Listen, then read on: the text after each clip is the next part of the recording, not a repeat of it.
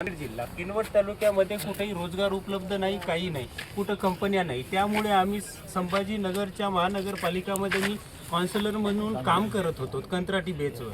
तिथं 25,000ची पगार होती. त्यामुळे आपल्या महायुती सरकारनं देव मानावं, त्यांना देवानी बुद्धी दिली असेल शिंदे साहेबाला, म्हणून त्यांनी लाडका भाऊ आणि लाडकी बहीण योजना काढली.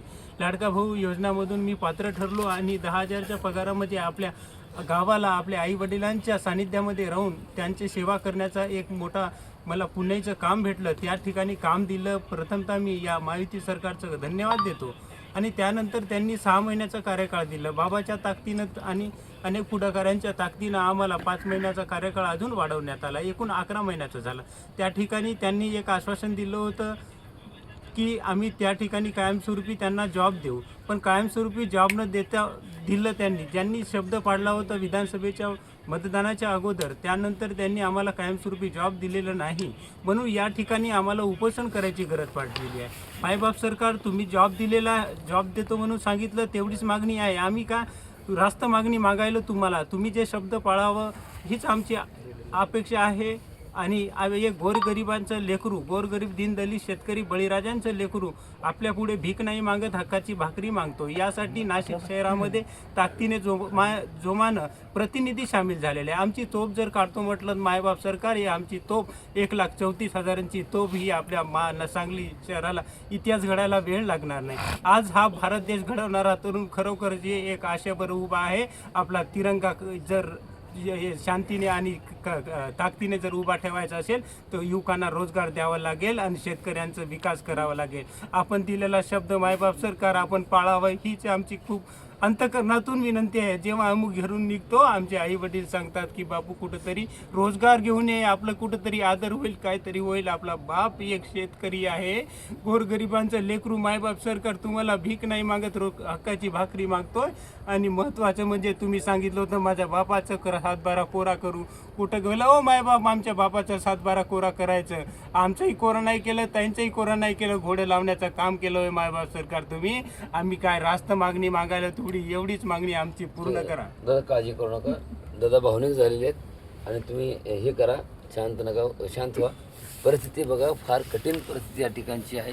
माझ्यासोबत दुसरे एक दादा या ठिकाणी आहेत. रात्रीचे एवढा वेळ झालेले अश्रू अनावर आहेत आणि तरी देखील या ठिकाणी तब्बल नाशिकमध्ये 4था दिवस आहे. प्रशिक्षणार्थी एवढे शिक्षण शिकलेली मुलं, आज एवढी मुलं एका मंडपामध्ये एका स्टेजमध्ये झोपण्याची परिस्थिती निर्माण आहे. वरती मुलं झोपलेत, खालती मुलं झोपलेत. आम्ही ह्या ठिकाणी जेवढं शक्य होतं त्या पद्धतीने प्रयत्न केलेले आहे. पण ह्या प्रत्येक मुलांच्या डोळ्यामध्ये अश्रू आहेत. भावनिकता अनेक असतात, अनेक गोष्टी होऊ शकतात. पण त्या जर परिस्थिती बघितली तर ह्या मुलांच्यासाठी 6,000, 8,000 आणि 10,000 देखील काम करायला समाधान आहेत. यांच्या घरामध्ये एक भांडी पुसणारी जी माता असेल तर त्यांना देखील पगार 15,000 असेल. पण माझ्या पोरासला 6,000 पगार आहे, तरी देखील पुरं समाधान आहे. फक्त भात आणि आमटी खाऊन तब्बल आज 4था ते 5वा दिवस या ठिकाणी उपोषणचं चालू आहे. मी देखील त्याच्यामध्ये आहे. माझ्यासोबत दादा आहेत. दादा, शिक्षण काय झालं तुमचं? माझं DTED झालेलं आहे. BA DTED शिक्षण झाले दादांचं. आणि आज या दादांना ह्या नोकरीसाठी हक्काची भाकरी काहीतरी मिळेल यासाठी त्यांना तब्बल 4 दिवस झाले या ठिकाणी. तुमचं गाव कुठलं? माझं जवळा बुद्रुक गाव आहे, तालुका शेनगाव, जिल्हा हिंगोली. त्यांच्याकडून 1 मिनिटाचं तुम्हाला काय वाटतं दादा, आपण काय अपेक्षित करतो सरकारकडून, काय मागणी द्या? सरकार मायबापकडून एकच विनंती आहे. माझे एवढे बंधू आणि भगिनी एवढे या ठिकाणी उपोषणासाठी बसलेले आहेत, त्यांच्यासाठी फक्त कायमस्वरूपी रोजगार उपलब्ध करून द्यावा.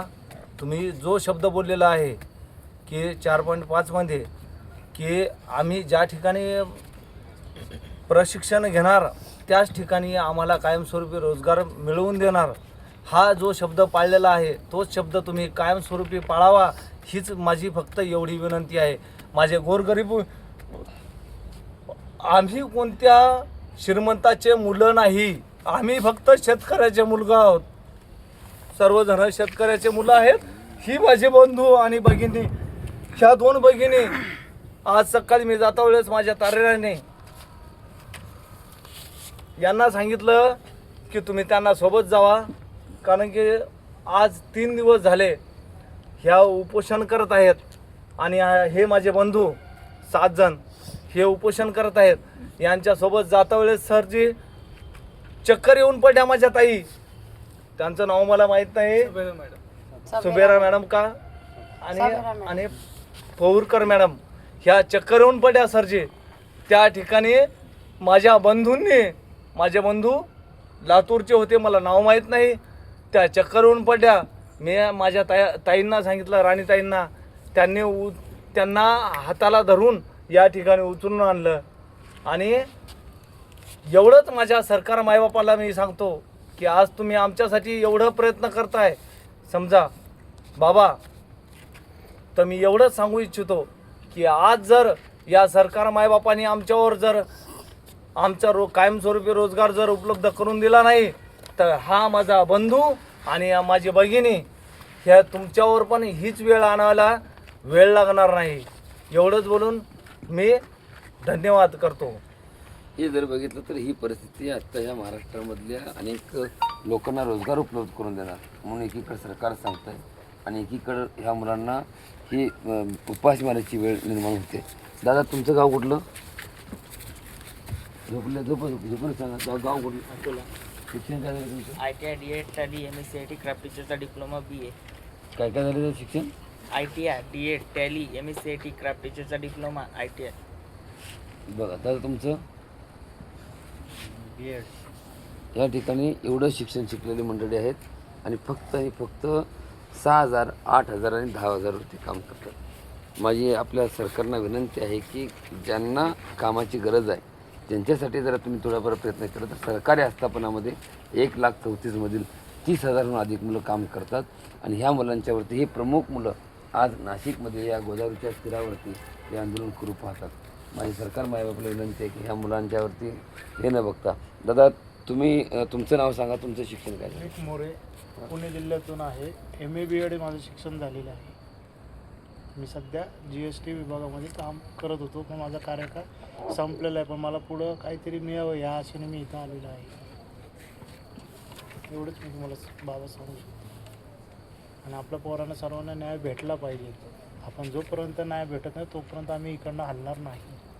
या ठिकाणी रात्रीचे 12 वाजून गेलेले आहेत, वाजत आले आहेत. माझ्यासोबत काही ताई सोबत आहेत, 2 ताई माझ्यासोबत. अकोल्याचे एक ताई आहेत, दादा आहेत, सोलापूरचे दादा आहेत, आमचे दुसरे जे माझे जवळचे दादा आहेत, अजून बाकीचे सगळेच मंडळी आहेत. निलेश वसाई सर आहेत, बाकीचे मंडळी आहेत, रायगडवरून दादा आहेत, सगळेच मंडळी आहेत. दादा, ताई, तुम्ही काय सांगाल, काय संदेश द्याल, तुम्ही काय सांगाल ह्या आता तुम्ही एवढ्या रात्रीच्या यांची काळजी घेण्यासाठी इथं महिला देखील आहेत, त्या महिलांच्या सुरक्षिततेच्या दृष्टिकोनातून ह्या रातभर उभारून आहेत.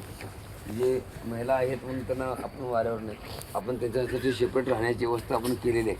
तरी देखील या ठिकाणी काही महिला उपोषणासाठी स्थळे आहेत, तर त्यांची व्यवस्था करण्यासाठी 2-3 महिला या ठिकाणी सातत्यपूर्वक, राणीताई आहेत, राणीताईच्यासोबत दुसरी आमची कविताताई आहेत, ह्या दोन्ही ताई या ठिकाणी यांच्या सुरक्षेच्या दृष्टिकोनातून त्यांना जास्त कमी अडचण नको म्हणून त्या ताई त्यांच्यासाठी या ठिकाणी उभारून आहेत. आणि प्रशिक्षणार्थी म्हणून जे बाकीचे मंडळी या ठिकाणी उपोषणाला बसलेत त्यांच्या सुरक्षेसाठी निलेश वसाई सर आहेत, ऋषी पवार आहेत, पवन भट आहेत, बाकी दादा. तुमचं नाव काय दादा? श्रीधर ढेरेंगे. श्रीधर ढेरेंगे. तुमचं नाव काय? बैदासप्पा बंजारा. बैदासप्पा बंजारा. हे दादा आहेत आमचे सोलापूरचे दादा. तुमचं? सुनील उकरंडे दादा आहेत या ठिकाणी. सगळेच मंडळी या ठिकाणी आहेत. ताई, काय सांगाल तुम्ही सगळ्या गोष्टीबद्दल? आता म्हणजे 2 प्रशिक्षणार्थी डोळ्यामधून अश्रू अनावर करून या ठिकाणी व्याकुळ झालेत. हे तरुण मुलं, ज्या वयामध्ये प्रपंच करणारी मुलं जसा रडतात, डोळ्यातून पाणी येतं, ते आतमध्ये कसं झोपले त्याची अवस्था जर पाहिली तर अगदी कंठ दाटून येतो. अनेक मंदिरं, देवळं बांधणारी मंडळी बघितलेत, पण आपण माणसाचंच मंदिर बांधण्याचं एक स्वप्न आपण बघून एकीकडं आंदोलन करू पाहतोय. काय सांगाल ताई तुम्ही या सगळ्या गोष्टीवर?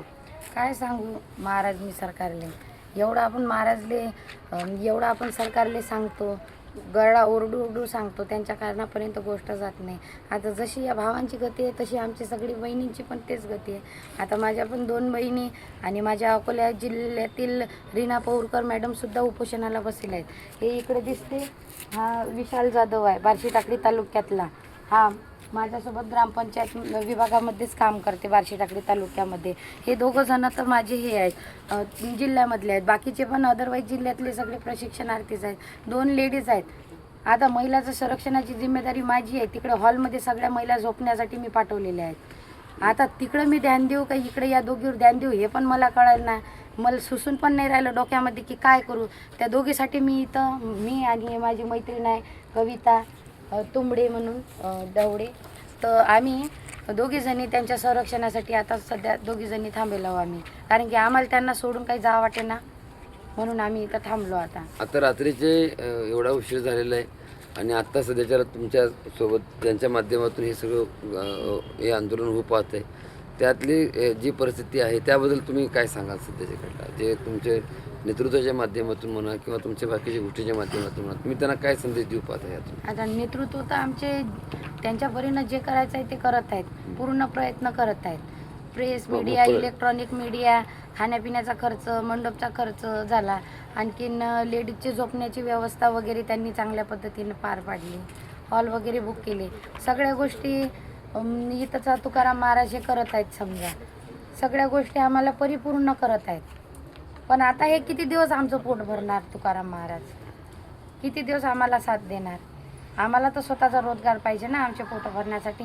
आमचे बी कुठंतरी आमच्या घरी वाट बघत आहेत, आमचे लेकरं बाळं, आमच्या घरचे माणसं, आमची मुलगी येईन आता, आमची बायको येईन आता, आमची माई येईन आता, सगळ्याले नातं जुळलेलं आहे.